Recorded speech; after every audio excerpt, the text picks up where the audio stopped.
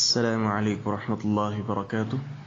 ایک بہن کا سوال وطر کی قضائی کے حوالے سے ہے کہ اگر وطر رہ جائے تو اس کو دوبارہ پڑھنا درست ہے کہ نہیں۔ اس کے جواب میں دو باتیں یاد رکھیں۔ اگر تو کوئی شخص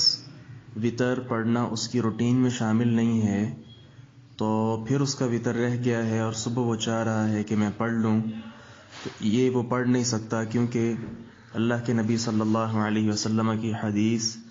ابن حبان، ابن خزیمہ وغیرہ میں موجود ہے صحیح سند کے ساتھ۔ آپ نے فرمایا من ادرک الصبح ولم یوتر فلا وطر لہ، جس نے صبح پا لی یعنی صبح کا وقت ہو گیا اور ابھی تک اس نے وطر نہیں پڑھا ہوا تو اب اس کا کوئی وطر نہیں ہے، اس کو وطر پڑھنے کی ضرورت نہیں۔ دوسری روایت المعجم الکبیر میں امام طبرانی نے نقل کی ہے، جسے شیخ البانی رحمہ اللہ نے حسن قرار دیا ہے۔ اس میں آپ صلی اللہ علیہ وسلم نے کیا فرمایا؟ انما الوتر باللیل، وطر ہوتا ہی رات کو ہے تو صبح نہ پڑھا جائے۔ یہ اس شخص کے حق میں ہے کہ جس کی روٹین میں شامل نہیں ہے وطر پڑھنا، لیکن جو وطر پڑھتا ہے اور اس کی روٹین ہے لیکن بسا اوقات کوئی عذر کی وجہ سے اس کا وطر رہ گیا، اس کے متعلق نبی صلی اللہ علیہ وسلم کی ابو داؤد کے اندر صحیح سند کے ساتھ روایت موجود ہے کہ آپ نے فرمایا من نام عن وطرہ او نسیہ فلیصلہ اذا ذکرہ،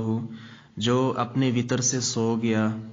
یا اس کو بھول گیا کہ میں نے وطر پڑھنا ہے تو جب اس کو یاد آئے تب وطر پڑھ لے۔ تو یہ جب بھی یاد آئے بعد میں تبھی پڑھ لینا چاہیے۔ ویسے بھی نبی علیہ السلام کا ارشاد موجود ہے صحیح بخاری اور صحیح مسلم میں کہ من نسی صلاة او نام عنها فکفارتها ان یصلیها اذا ذکرها، کہ جو بھی کسی نماز سے سو جائے یا بھول جائے تو اس کا کفارہ یہی ہے کہ جب اس کو یاد آئے تب پڑھ لے۔ لیکن یہاں یہ بات یاد رکھیے کہ ایک اصول ہے کہ نفل کی قضا نفل ہوتی ہے، فرض کی قضا فرض ہوتی ہے۔ تو یہ وطر چونکہ فرض نہیں ہے، نفل ہے، اس کی قضا بھی نفل ہوگی۔ تو یہ اگر آدمی کی روٹین میں شامل ہے لیکن پھر رہ گیا تو وہ صبح اس کو پڑھ سکتا ہے، جیسا کہ نبی صلی اللہ علیہ وسلم کے بارے مسند احمد میں صحیح سند کے ساتھ روایت موجود ہے کان النبی صلی اللہ علیہ وسلم یصبح فیوتر۔ سیدہ عائشہ صدیقہ رضی اللہ عنہا بیان فرماتی ہیں کہ نبی صلی اللہ علیہ وسلم جب صبح ہوتی تو آپ وطر پڑھ لیتے تھے، یعنی اگر آپ کا رات کو وطر رہ گیا ہوتا تو صبح پڑھ لیتے تھے۔ اسی طرح جناب عبداللہ ابن مسعود رضی اللہ عنہ کی حدیث صحیح سند کے ساتھ سنن نسائی کے اندر موجود ہے، بیان فرماتے ہیں کہ انہ نام عن الصلاة حتی طلعت الشمس ثم صلی، کہ آپ صلی اللہ علیہ وسلم نماز سے سوئے رہے یہاں تک کہ سورج طلوع ہو گیا، پھر آپ نے نماز پڑھی۔ تو یہاں سے معلوم ہوتا ہے کہ طلوع شمس سے پہلے اگر اس کو یاد آیا ہے تو بھی پڑھ سکتا ہے، طلوع شمس کے بعد اس کو یاد آیا کہ میں نے رات وطر نہیں پڑھا ہوا تو اس وقت بھی وہ وطر پڑھ سکتا ہے۔ اچھا، اس حوالے سے جو سید عائشہ کی حدیث ہے جس میں انہوں نے بیان فرمایا ان رسول اللہ صلی اللہ علیہ وسلم کان اذا فاتته الصلاة من اللیل من وجع او غیرہ صلی من النہار 12 رکعتا، کہ رسول اللہ صلی اللہ علیہ وسلم کی جب رات کی نماز قیام اللیل یا تراویح تہجد